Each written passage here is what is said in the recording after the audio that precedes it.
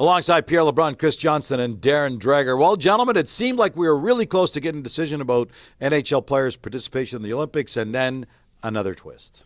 Well, I mean, we are getting closer. It just may not be the decision that everyone wants. We'll see how this plays out. But this is as negative as I've heard the National Hockey League about potential player participation in 2026 in Italy for a couple of reasons. Gary Bettman came out after the Board of Governors and spoke about an arena that isn't built yet in Milan, Italy. That's supposed to be built 6 to 8 weeks for the Olympics. That seems a little tight to the NHL commissioner, but also still no agreement on player insurance and families traveling to the Olympics. Now, Bill Daly did say he's not pessimistic, but the fact is this seems like the league putting up a bit of an excuse wall just in case this doesn't happen in a couple months.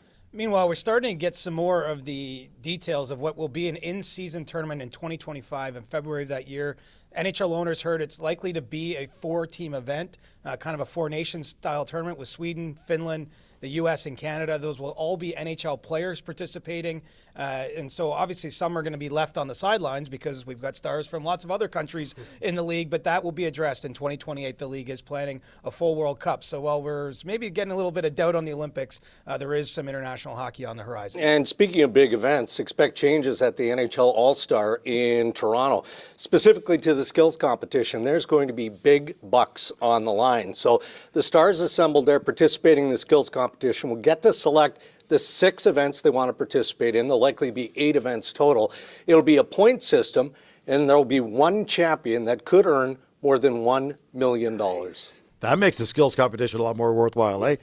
Let's talk Arizona Coyotes. We've been waiting and waiting and waiting to find out what their future is. Do they stay there? Do they move on? New facility? Do they relocate? A sense of urgency now with the timeline? No question about that. And as we reported earlier, I mean, the Arizona Coyotes are in the process of trying to finalize a plot of land in the Phoenix area.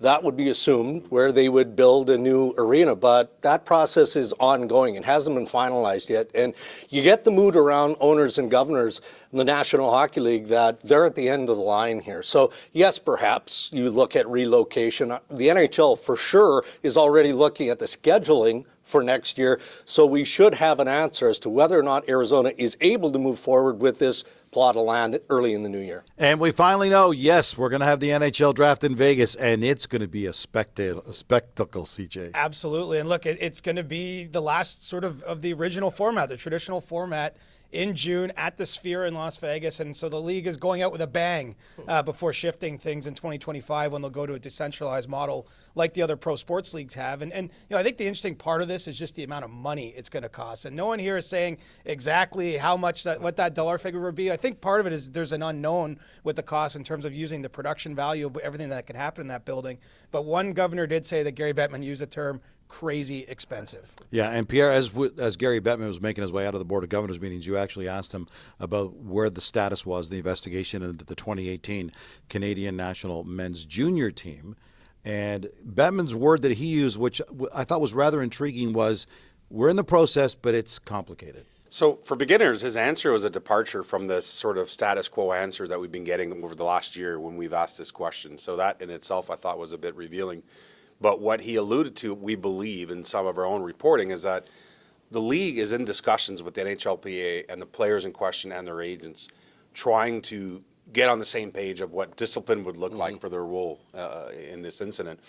And I don't know that they're going to get on the same page, because if this doesn't end up being a criminal matter, you know, I think there are probably people involved who don't want to sign off on their own discipline. So this is a complicated process, as Gary Bettman said, and right now we don't know when it's going to find a resolution. The bottom line is, if you're waiting for closure, you may have to wait just a little bit longer.